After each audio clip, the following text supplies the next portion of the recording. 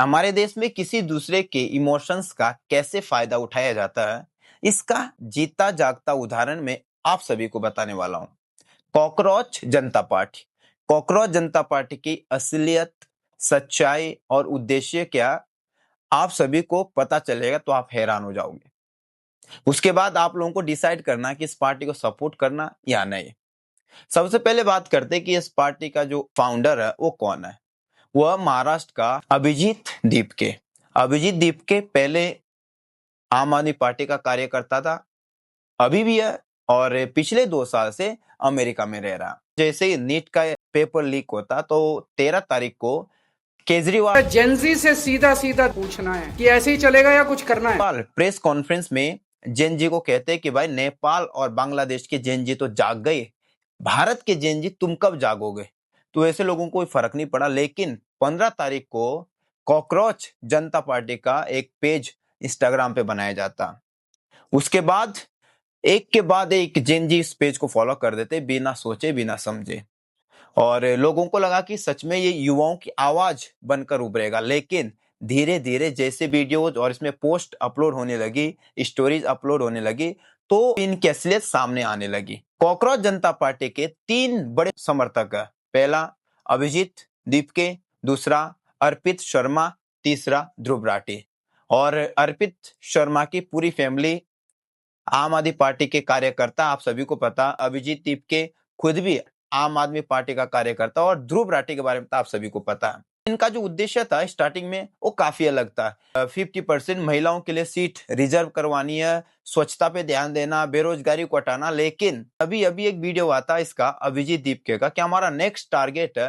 तो जितने भी कॉकरोचेस अभी इस लाइव को देख रहे हैं वो तुरंत बीजेपी के अकाउंट पर जाकर उन्हें अनफॉलो कर दीजिए बीजेपी को अनफॉलो करने का।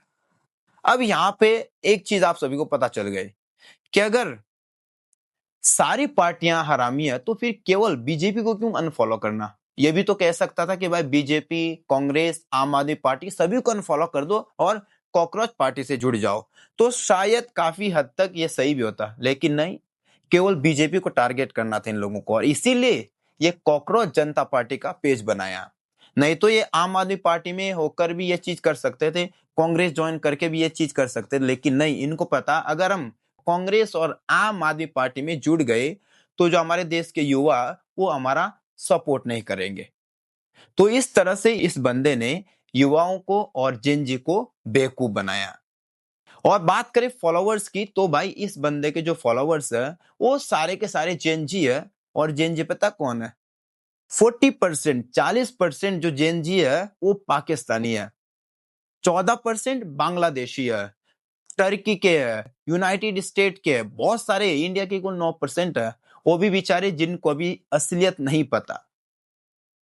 तो इनका एक ही प्रोपेगेंडा कि भाई केवल बीजेपी को टारगेट करना, और धीरे धीरे देखना इनकी सच्चाई सामने जरूर आ जाएगी।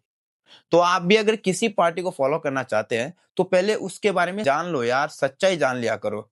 क्योंकि ये बंदा यूएसए में खुद रह रहा, अमेरिका में इंस्टाग्राम, फेसबुक और यूट्यूब से अच्छा खासा पैसा मिलता, और ये बंदा जेन जी को केवल पैसे कमाने के लिए यूज कर रहा और अपनी जिंदगी ऐशो आराम से जी रहा। 1-2 वीडियो बना देगा बीजेपी के खिलाफ, उसके बाद इसका खर्चा चल जाएगा। केवल भारत के युवाओं को भड़काने की कोशिश कर रहा। तो भाई जाग जाओ, और इस तरह से किसी को भी फॉलो करने से पहले उसके बारे में और उसकी सच्चाई के बारे में जान लिया करो। और ऐसे ही जो देश के खिलाफ लोगों को भड़काने का काम करते, उनके खिलाफ कार्रवाई जरूर होनी चाहिए। तो मिलते हैं अगले वीडियो में। जय हिंद, जय भारत।